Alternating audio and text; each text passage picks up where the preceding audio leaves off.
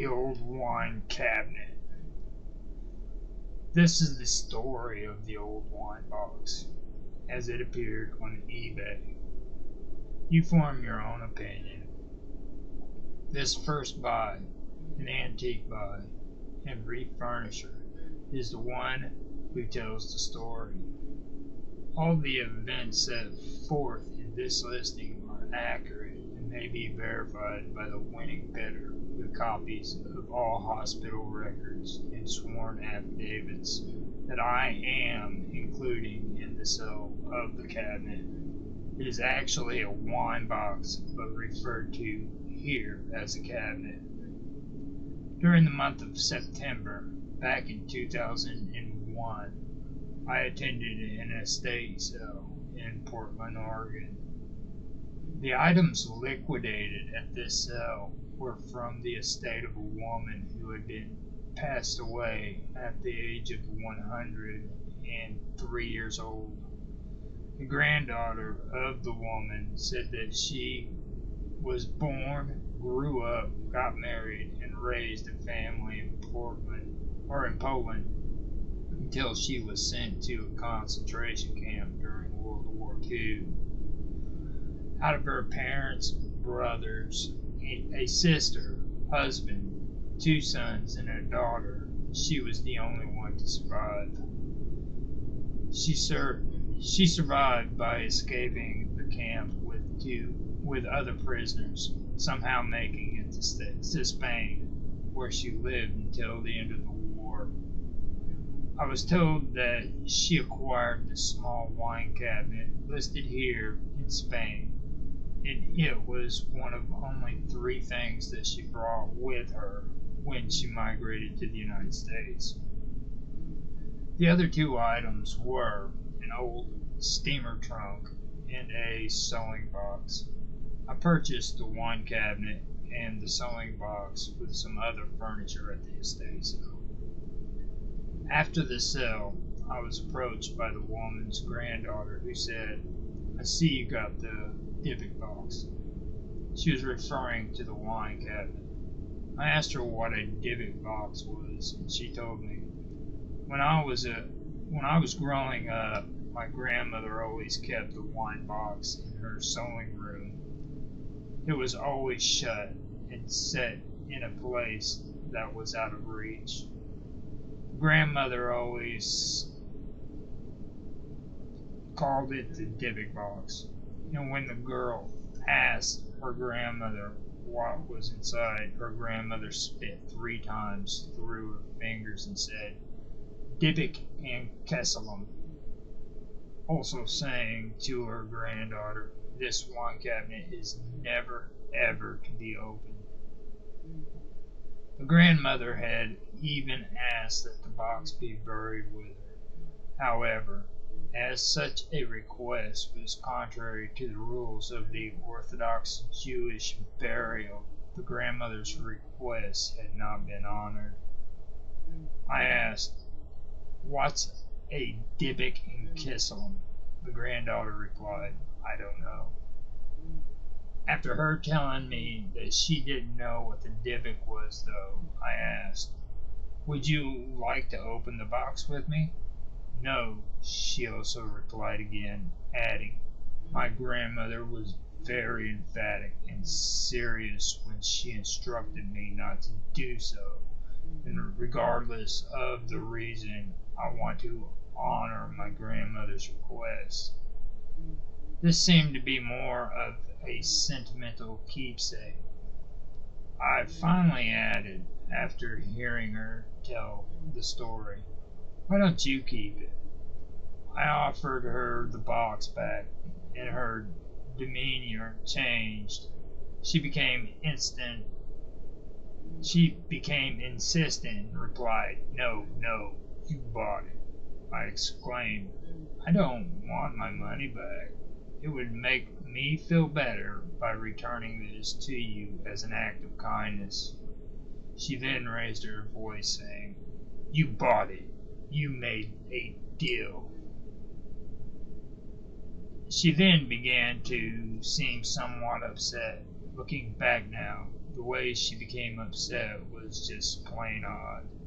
When I tried to speak again, she yelled, "We don't want it.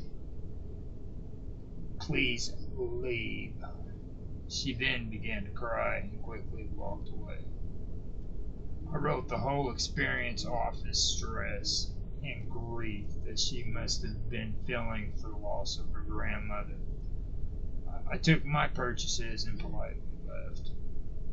At the time when I purchased the cabinet, I owned a small furniture refurnishing business. I took the cabinet to my store, down to the basement, in my workshop, where I intended to refinish it and give it as a gift to my mother. I didn't think anything more about it. I opened my shop for the day and went out to run some errands, leaving a young woman who did sales for me in charge. After about a half an hour, I get a call on my cell phone, and the call was from my salesperson, who I had left at the shop. She was absolutely hysterical and screaming, "Someone is here in the shop, breaking glass and swearing," she also told me. "They locked the iron security gates and the exit. I can't get out." Just before my cell phone battery went dead, I told her to call the police. I drove over 100 miles an hour getting back to the shop when I found the gate still locked. I went inside and I found my employee in my office, huddled into a corner and sobbing hysterically. I ran to the basement and went downstairs. At the bottom of the stairs, I was hit by an overpowering, unmistakable odor of cat urine, and there has never been any animals kept or found in my shop. The lights didn't work, and as I investigated, I found that the reason why the lights didn't work was because all 9 incandescent bulbs in my basement was broken and were still in their sockets. 10 4-foot fluorescent tube light bulbs were laying shattered on the floor. That would also explain the sound of glass breaking, but I didn't find any intruder. And there was only one entrance to the basement, and there wasn't any way for a person to leave without meeting me head on. I went back up to the shop to speak to my salesperson, but she had left. She never returned to work after being with me for more than 2 years and refuses to discuss the incident to this day. I had never thought of relating the event to that day to what later happened because of the cabinet. Things got worse. As I indicated early, I had intended on giving the cabinet to my mother as a birthday gift. After about 2 weeks of the purchase, I had finally decided to get started at refinishing it. I was surprised to find out that the cabinet was a unique little mechanism.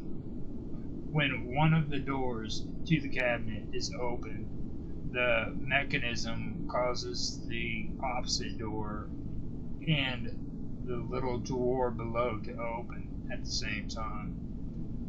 It is very well made. Inside of the cabinet, I found the following items: 1928 United States wheat penny, a 1925 United States wheat penny, a small lock of blonde hair with a string, a small lock of brown hair bound with a string, a small granite statue engraved and gilded with Hebrew letters, I've been told that the letters spell out the words Shalom. A dried rosebud, a golden wine cup, very strange cast iron candlestick holder with octopus legs. I saved all the items in the box and intended to return them to the estate. The family refused the items. These items will also be included in the sale of this cabinet. After opening the cabinet, I decided not to refinish it. I cleaned it and rubbed it with some linseed oil, at which point I discovered that there was some more Hebrew writing carved into the back of the cabinet. I have no idea what it says or if it is significant. I've included a picture of the inscription below. On my mother's birthday, October the 28th, 2001, my mother called and said she was going out of town with my sister for 3 days, and we postponed celebrating her birthday together until she returned. On October the 31st, 2001, my mother came to my shop. We were going to have lunch together, but before we left, I gave her the wine cabinet. She examined it and seemed to like it. I had to make a phone call and wasn't out of her sight for more than a few minutes when one of my employees came running into my office saying that something was wrong with my mom. When I returned to my mom, I found her sitting beside the cabinet with no expression on her face. The tears were running down her cheeks. She wouldn't respond, no matter how hard I tried to get her to. She couldn't respond because it turned out that she had suffered a stroke and was taken to the hospital by ambulance. She ended up suffering from partial paralysis and losing her ability to speak. She has since regained the ability to speak. She could understand things being said to her and responding by pointing out letters of the alphabet and spelling out words she wanted to say. When I asked her the following day how she felt, she teared up and spelled out no gift. She became even more agitated and also spelled out hate gift. I laughed and said, "Don't worry. I am sorry you didn't like the cabinet. I promise you, I will get you anything you want if you promise to get well soon." I still didn't associate anything that had happened with the cabinet itself or anything paranormal. Frankly, I didn't think that I had ever used the term paranormal until the last month. I gave the cabinet to my sister. She kept it for a week and gave it back. She complained that she couldn't get the doors to stay closed and that they kept coming open. There are no springs in the door's mechanism, and I have never found a reason for why the doors came open. I gave it to my brother and his wife, and they kept it for 3 days. My brother said it smelled like jasmine flowers, while his wife insisted that it put out an odor of cat urine. I gave it to my girlfriend, who after only 2 days asked me to sell it for her. I sold it the same day to a nice middle-aged couple. After 3 days, I returned to the shop to open for the day, finding the cabinet sitting in front of the doors with a note that said, "This is a bad darkness." I had no idea what that meant. Anyway, I ended up taking it home. Then things got even worse. Since the day I brought the cabinet home, I have been having the same reoccurring nightmare. Every time I have the horrible dream, it goes something like this. I find myself walking with someone I know well and I trust. At some point in the dream, I find myself looking into the eyes of the person that I am with, and it is then that I realize something different, something evil that is looking back at me. At that point in my dream, the person I am with turns into something that I can describe as the most gruesome, demonic looking hag that I have ever seen, who proceeds to beat the living tar out of me. I have awoken numerous times to find bruises and cuts where I had been beaten by the old woman and the previous night before. Still, I never related nightmares to the old wine cabinet, nor do I ever think I would have. About a month ago, my sister, brother, and his wife came over to my house and spent the night. The next morning, during breakfast, my sister complained that she had a horrible nightmare. She had recalled having it a couple times before and went on to describe my nightmare down to the last detail. My brother and his wife froze as they listened and then claimed that they have had the exact same dream as what she had during the night as well. The hair was standing on the back of my neck and still is. As we continued to talk, it became clear that the common denominator was that we have each had the nightmare during the times that that cabinet was in our respective homes. I called my girlfriend and asked if she had any nightmares, and she described the same nightmare, same hag, same everything. I asked her if she remembered when she had the nightmare, and she didn't. I then asked her if it was the night before she gave the cabinet back to me, and she said, "Yeah." How would you know that? Since our family discussion, it seemed like all hell has broke loose. For a whole week afterwards, I've begun to see what I can only describe as a shadowy thing in my peripheral vision. In fact, numerous visitors to my house have claimed they have seen these shadowy things. I put the cabinet in an outside storage unit and was awakened with the smoke alarm in the storage unit going off in the middle of the night.